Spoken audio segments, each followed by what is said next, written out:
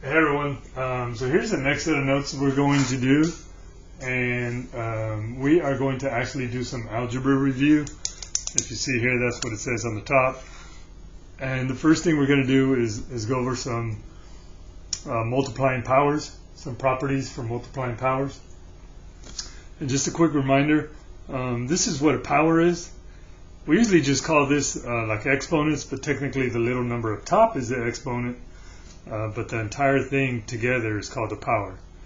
So this, we would say this is 2 to the 5th power, expanded form. Remember, 2 to the 5th power tells us that the 2 is being multiplied 5 times.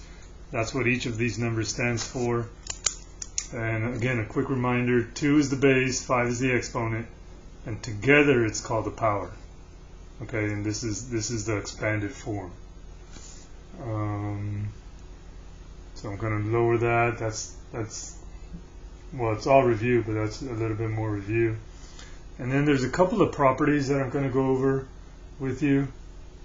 Let me lower it to the properties. Here's the properties. Now I'm really not too concerned if you remember the names, but you should know how to work with the properties. So this one's called the product of powers. So here, see, you have x to the a power, x to the b power. So whenever, and they're being multiplied, that's why this one's called the product of powers. So in short, this is what the notation looks like, but here's the explanation. When multiplying powers with the same base, there's two things we need to do. We keep the base, and then we add the exponents. So you see, again, these were two powers with the same base. I kept the same base, and then I added the exponents, a plus b. Okay, that's the rule. A lot of students want the shortcut. This is a shortcut. I'm actually going to show you I'm going to show you how to simplify this without the powers in the examples, or maybe during class time. But definitely the property is the shortcut. And then the second property we're going to go over. This is power of a power. That's the name of this one, and that's when you have a power and then you're raising it to a power. Okay. The big difference between these two is up here you're multiplying two different or two powers. Now over here it's just one power, and then there's another exponent to the outside. And again, the explanation of that guy is when we raise a power to a power, keep the base. So I kept the base, but then we multiply the exponents. See here, I multiplied a times b. Right, that's the notation there. Okay, that's the second property.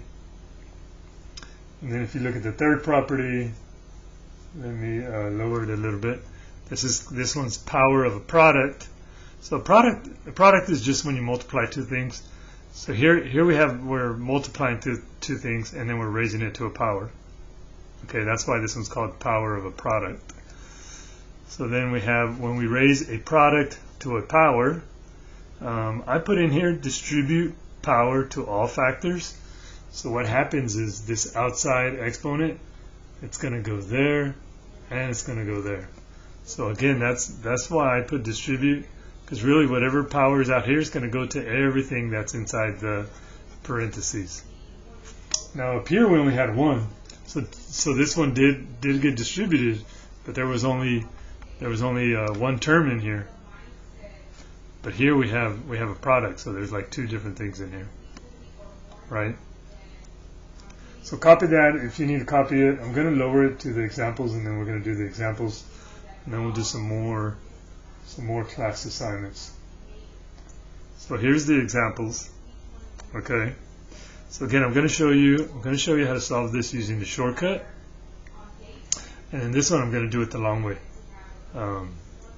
Well, not necessarily the longer way, but it takes longer, but it's more intuitive. Like students understand it a little bit better. So again, this is a product of powers. I'm just multiplying a bunch of powers, and they all have the same base.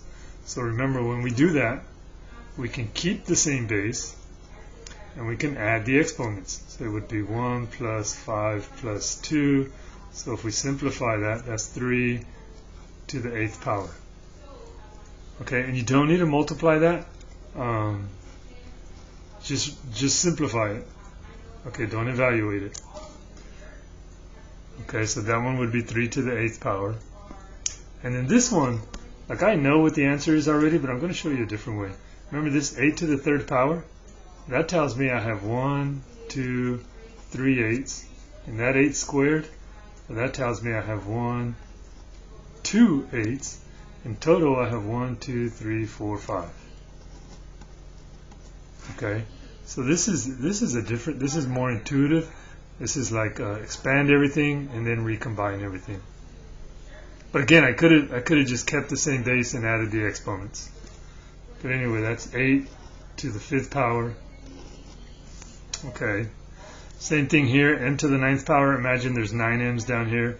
M to the 3rd power, imagine there's 3 more. And if you add them all, you have 9 plus 3. Well, that's just 12. So I know that would be m to the 12th power.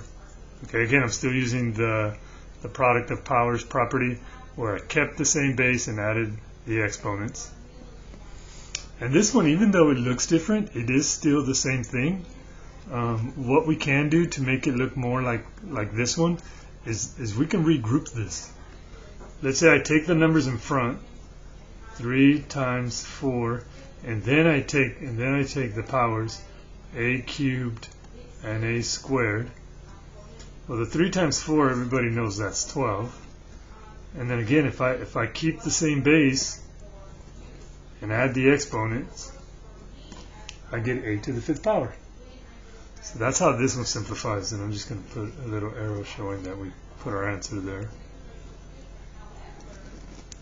Now, I didn't necessarily need to rewrite it this way, but it definitely helps if you rewrite it. Sometimes it makes more sense for students.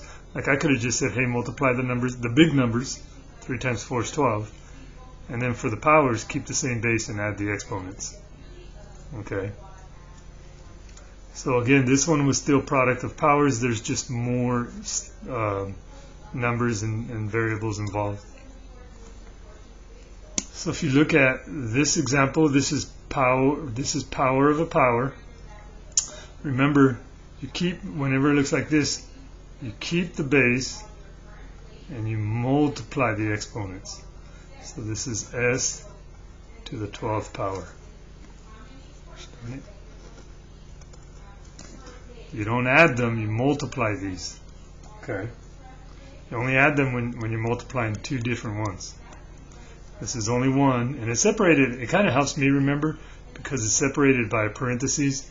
And hopefully some of you guys remember, if you ever see this, actually I should have put the parentheses around the 3, but if you ever see this, you should automatically think multiply, right? So that's kind of what we got there. See 3 parentheses 4, just think multiply. And then the last example I have here, this is the last property. This is called power of a product. So that 4 needs to go, or everything inside the parentheses needs to be raised to the 4th power. So it's going to be 7 to the 4th power, m to the 4th power, and then these two get multiplied. The n already has a 2 on it. So imagine it's just like this. Well, that would be 4 times 2, 8. Okay. So for that one, I distributed the exponent to everything on the inside. I mean, you could think of that also here as like, hey, you just got to multiply these. There's only one, so I don't like writing this just the one time. But when there's more than one thing inside the parentheses, I definitely will put these little arrows showing that exponent needs to go to everything. And that's it. Let's do some classwork.